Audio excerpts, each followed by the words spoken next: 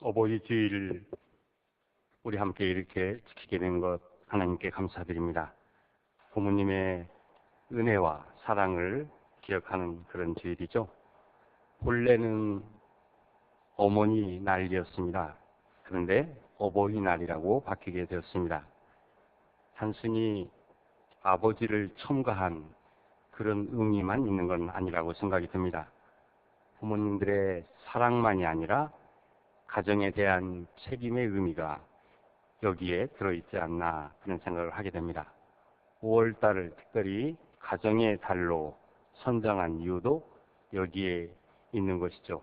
가정의 소중함을 일깨우기 위한 그것이 바로 첫 번째 이유이고, 또 한 가지 이유가 있다고 한다면 건강한 가정을 우리가 어떻게 잘 지킬 수 있을 것인가 하는 문제, 그것이 두 번째 이유가 된다고 저는 생각합니다. 왜 가정을 건강하게 지키는 것, 그것이 그렇게 중요하다 생각했을까요? 세상이 많이 변하고 있습니다만, 그러나 우리 삶에서 변해서는 안 되는 것이 있다고 사람들이 생각했기 때문이죠. 무엇보다도 그 가운데서 가정의 의미와 그 중요성은 변해서는 안 된다라고 생각한 그것이 바로 가정의 달을 만든 이유가 아닌가 생각이 듭니다. 가정은 우리 모두에게 꼭 필요한 삶의 공간이고, 또 가정은 우리에게 가장 기본적인 공간이 되기 때문입니다. 그래서 무조건적인 신뢰와 사랑, 그리고 삶의 치유와 회복과 쉼이 있는 그곳, 이 세상 어디에서도 우리가 발견하지 못하는 그곳이 바로 가정이 되어야 한다고 사람들이 생각했기 때문에 이런 가정의 달을 설정하고 우리로 하여금 가정의 의미를 되새기게 만들었다, 그런 생각을 합니다. 그러나 가정을 위해서 우리 모두가 이런 생각을 갖지 않는 건 아니라고 생각이 듭니다. 가정은 우리 모두에게 중요한 공간이라고 모두가 생각하는 것이죠. 그러나 이 가정을 건강하게 어떻게 잘 유지할 수 있을까를 생각하면 할수록 가정의 문제는 매우 그렇게 큰 규모를 갖고 있지는 않지만, 그러나 화제로 볼 때는 그렇게 쉬운 일은 아니라고 생각합니다. 한편으로 보면 전통적으로 우리에게 전해졌던 가족주의라고 하는 그런 힘이 우리에게 있습니다.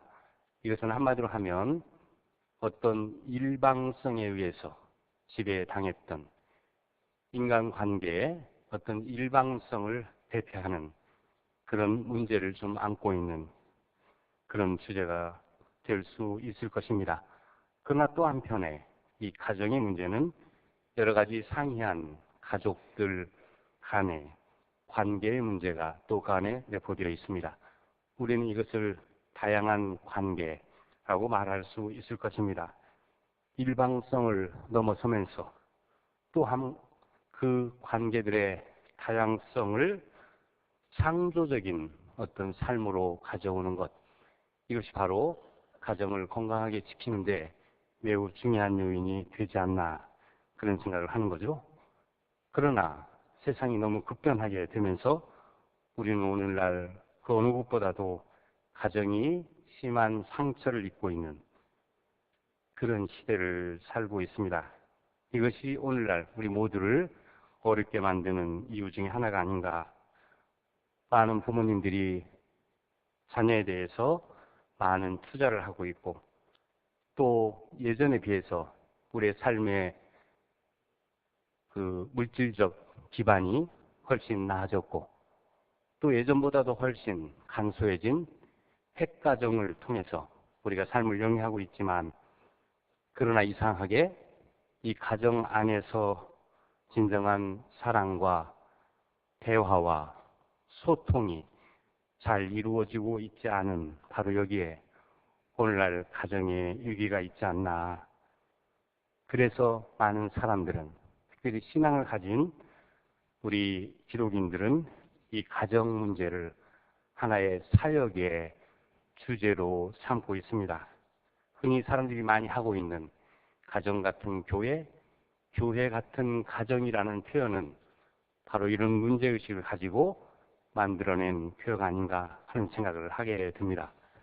자, 저는 오늘 우리들의 이런 가정의 문제를 좀 생각하면서 정말 우리 가정이 어디에 그 기초를 두고 이런 문제를 풀어야 하는가 하는 문제를 오늘 성경 말씀과 더불어서 좀 같이 나누어 보려고 합니다. 오늘 본문의 말씀, 룻기라고 하는 책에 기록되어 있는 그런 말씀입니다.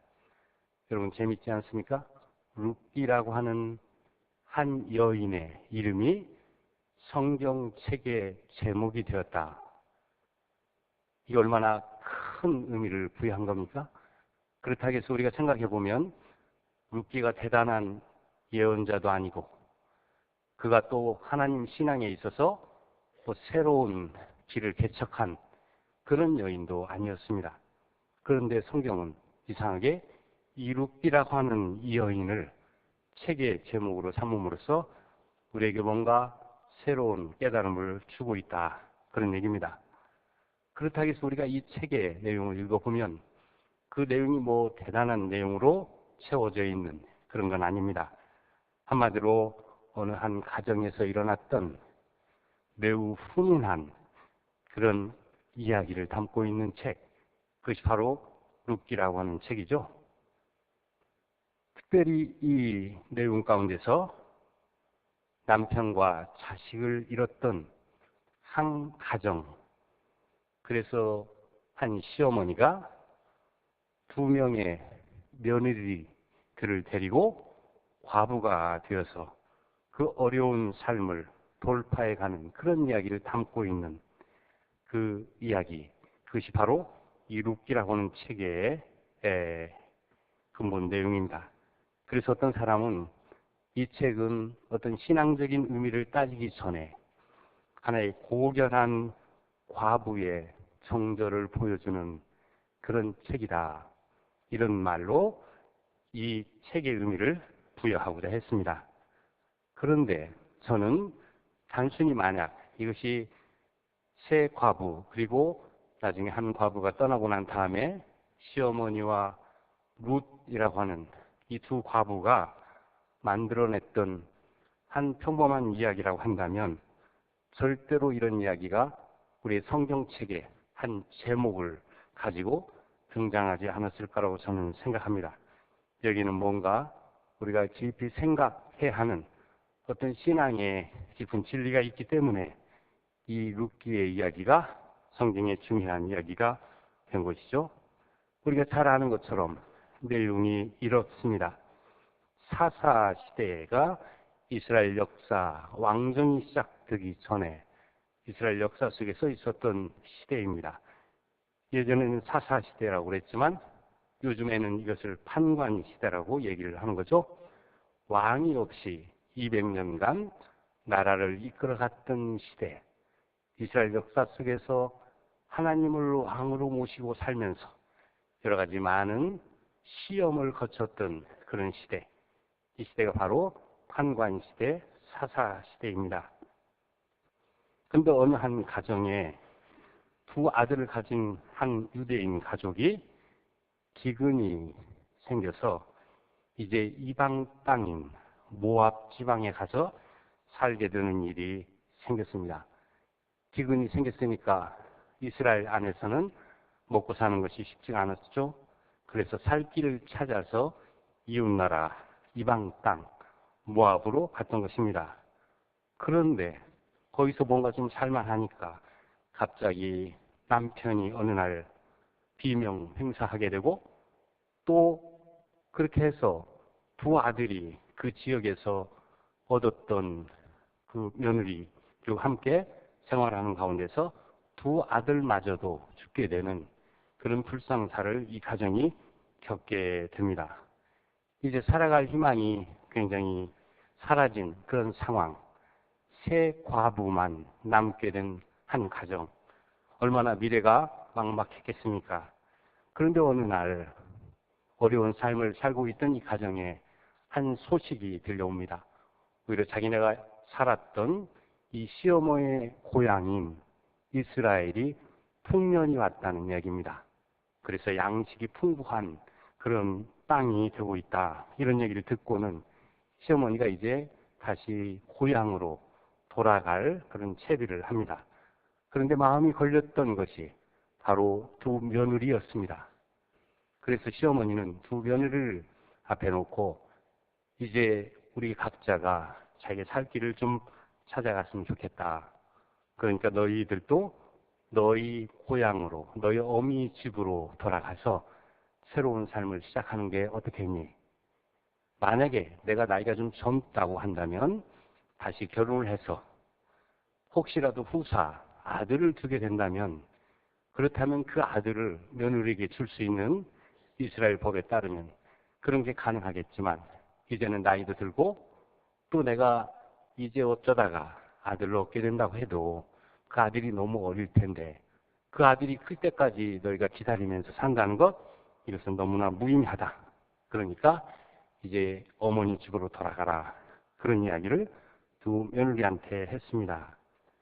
한 며느리는 이 말을 듣고 시어머니를 떠나서 자기의 어머니 집 고향으로 돌아갑니다.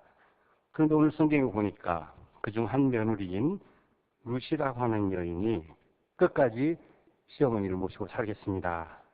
그래서 시어머니 가시는 곳이 내가 가는 곳이고 시어머니와 함께 나는 죽겠습니다. 이런 엄청난 이야기를 하면서 떠나라는 말을 거부하고 있는 것이죠.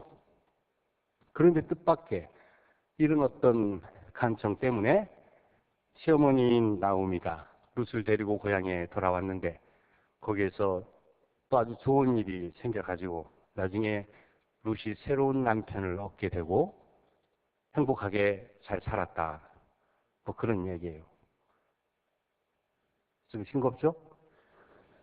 뭐 대단한 얘기가 나올 것 같았는데 저도 말하면서도 좀 싱겁습니다. 이렇게 생각하면 이 이야기가 무슨 의미가 있을까? 그런 이야기는 아마 여러 곳에 우리가 뭐 세계 도처를 뒤지면 많은 사람에서부터 찾을 수 있는 그런 이야기가 된다고 생각합니다. 그런데 재미있는 건 이 룻 여인, 이방 여인이죠. 그런데 이 룻 여인이 이스라엘의 구속사에 아주 중요한 역할을 담당했다. 그런 얘기예요. 그러니까 축복을 받아도 보통 축복을 받은 게 아닙니다. 그저 한 가정 안에서 가난을 노무현하고 행복한 그런 삶을 살았다. 이런 차원이 아니죠. 이스라엘 역사에 길이 남는, 그래서 오고 오는 모든 사람이 이 사람의 이름을 불러야 하는 그런 아주 중요한 여인이 되었다. 그런 얘기입니다. 여러분이 잘 아는 마태복음서를 보면 다시 바로 이 룻 여인이 다윗 왕의 조상으로 등장하고 있는 걸 우리가 보게 됩니다. 마태복음서에 나오는 족보를 살펴보면 이런 말이 나오죠. 보아스는 룻에게서 오벳을 낳고 오벳은 이새를 낳고 이새는 다윗 왕을 낳았다. 그러니까 이스라엘 정통 구원사에 아주 핵심의 이 여인이 들어갔다. 이스라엘 사람도 아닌데 이방 여인이 왜 이렇게까지 룻에 대한 의미를 크게 만들게 되었을까? 제가 볼 때는 여기에 뭔가 룻과 관련된 이야기 안에서 우리가 놓쳐서는 안 되는 중요한 신앙의 비밀이 있다. 저는 그런 생각을 합니다. 룻이 뭐 특별한 종교적 경험을 했다든지 신비한 체험을 했다든지 성경 말씀을 열심히 읽었다든지 그가 뭐 대단한 삶을 살았다든지 이런 이야기를 전혀 찾을 수가 없습니다. 다만 룻이 한 일이 있다고 한다면 시어머니를 따라서 끝까지 자기의 정조를 지키며 함께 한 것, 그거 외에는 아무것도 없는 거죠. 근데 사실 이 일은 그렇게 쉬운 일은 아니었습니다. 인간적으로 본다고 한다면 거의 삶에 희망이 없는 죽은 사람처럼 삶을 살아야 하는 결단, 그것이 바로 시어머니를 따라간 그런 삶이었습니다. 그런데 룻은 이 모든 어떤 위험과 불안을 다 제끼고 시어머니를 따라갔다. 그런 얘기예요.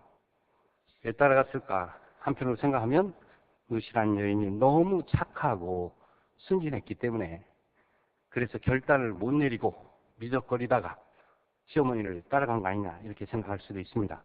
근데 오늘 성경을 보니까 룻의 의지가 매우 굳은 것을 우리가 확인하게 되는 거죠. 시어머님 가시는 어느 곳이든 가고 시어머님이 함께하는 백성이 나의 백성이 되고 시어머님의 하나님이 나의 하나님이 됩니다. 라고 하는 놀라운 이야기를 하고 있습니다. 만약 이렇게 본다고 한다면 단순히 룻이 착하고 순진했기 때문에 뭘 몰라서 세상이 뭔지를 몰라서 이렇게 따라갔다 이렇게 말하기는 매우 어렵다 그런 얘기예요.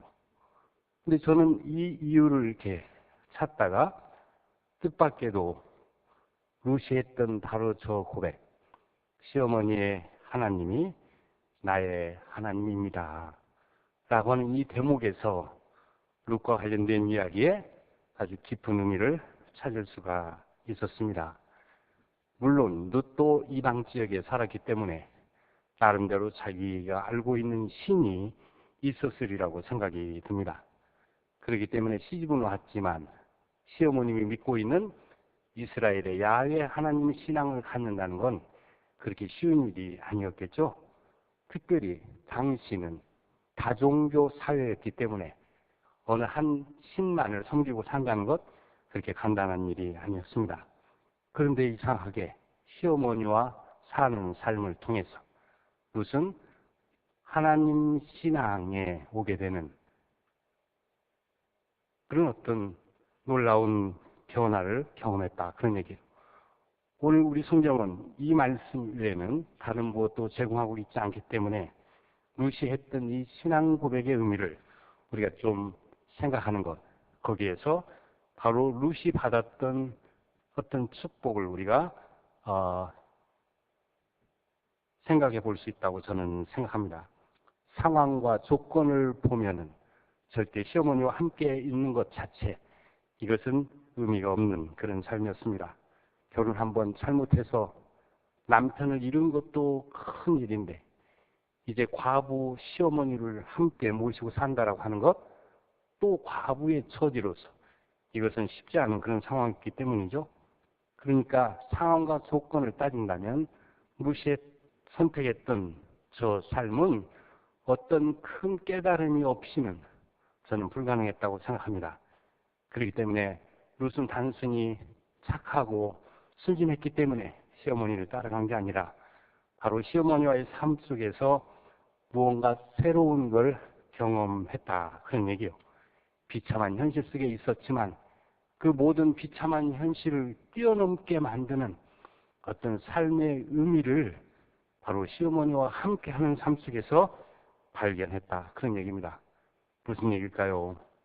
나오미 시어머니가 믿었던 하나님 신앙이 보여주었던 어떤 감화와 사랑, 바로 그것이 룻으로 하여금 잘 알지도 못하는 그 하나님을 받아들이게 만드는 놀라운 기적이 이 가정 속에서 일어났다. 오늘 우리말로 하면 나오미의 하나님 신앙이 룻이 하나님을 알고 믿게 하는데 결정적인 통로가 되었다 그런 얘기입니다. 결정적인 통로가 되었다. 저는 바로 여기에 기독교 신앙에 감춰진 비밀이 있다고 생각합니다. 우리가 하나님을 알고 하나님을 믿는 것, 거기에는 꼭 어떤 경험적 통로가 필요하다 그런 얘기예요. 많이 배우고 책을 많이 읽고 신학 공부를 한다고 하나님이 알아지고 믿어지는 건 아니더라 그런 얘기죠.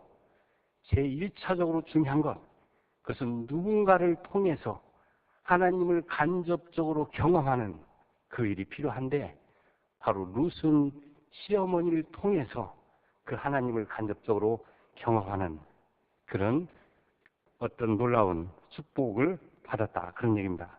그래서 룻은 나는 야훼 하나님을 믿습니다 이렇게 말하지 않고 어머니의 하나님이 나의 하나님입니다 이런 고백을 했다고 저는 생각합니다.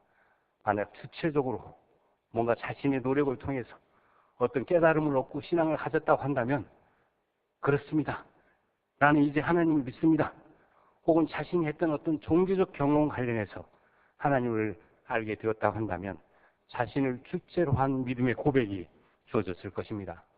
그러나 오늘 룻은 그게 아니라 시어머님의 하나님이 나의 하나님이 되는 그런 놀라운 일이 시어머님을 통한 경험적 통로를 통해서 하나님 신앙에 이르게 되었다.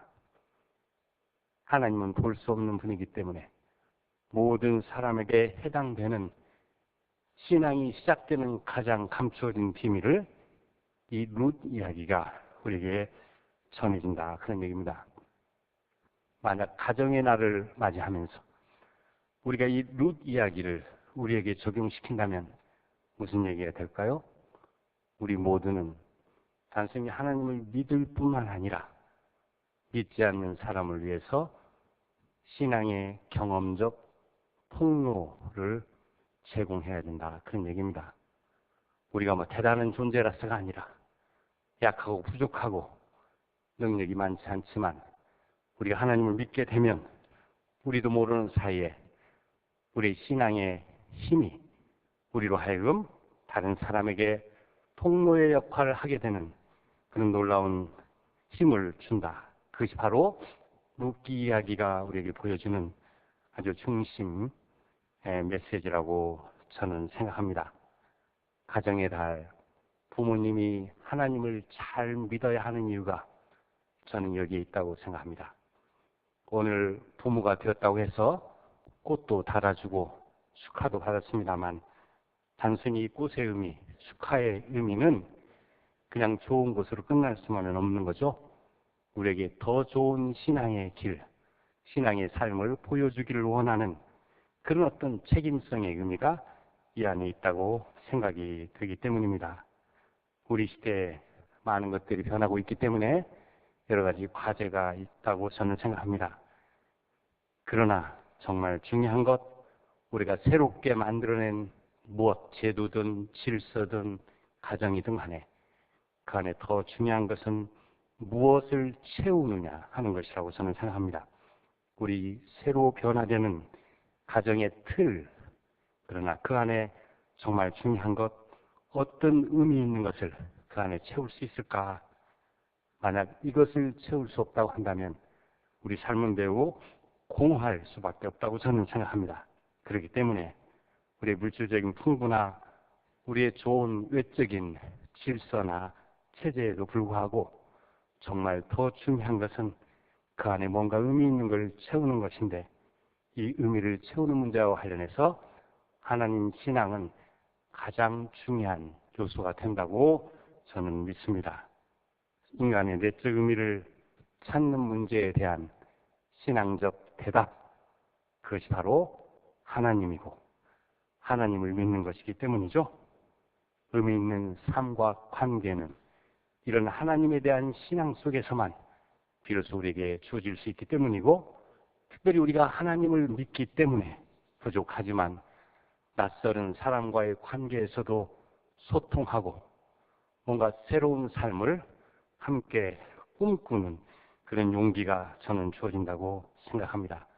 건강한 가정을 많은 사람이 바라고 있지만 이 가정은 좋은 시스템을 만드는 데 있지 않고 단순하지만 그 중심에 무엇이 들어있느냐 하는 데 관건이 있다고 생각합니다. 가정의 달이죠. 우리 모두 가정을 생각하는 그런 달. 그러나 이 가정의 핵심, 저는 그것은 어떻게 우리의 자녀들에게 하나님의 사랑을 알게 할 것인가, 그리고 그 사랑을 알게 하는데 우리가 어떻게 통로가 될 것인가, 거기에 아주 중요한 관건이 있다고 생각합니다. 우리의 가정을 하나님으로 말미암아 새롭게 만드는 문제, 그 어느 때보다도 저는 중요한 그런 시대라고 생각합니다. 세계화 때문에 많은 사람이 끝간데 없는 자유를 누리지만 오히려 그것 때문에 가정 안에서 진정한 사랑의 공동체를 만드는 것이 어려워지고 있다는 사실, 우리가 늘 염두에 두면서 우리의 자유도 살리고 우리의 가정 공동체도 살리기 위해서 저는 우리들 가운데 우리 가정에 하나님이 있어야 한다, 그렇게 생각합니다. 요새 평범한 이야기가 여러 가지 의미를 갖고 성서에 등장하게 되었던 것, 바로 하나님을 아는 경험적 통로의 의미를 이 이야기가 우리에게 보여주고 있기 때문입니다. 교우 여러분들, 여러분 가정에도 하나님 신앙이 다시금 회복되고 거기서부터 새로운 가정의 평안과 그리고 의미가 찾아지는 그런 귀한 축복이 함께 하길 바랍니다. 우리 함께 기도하겠습니다.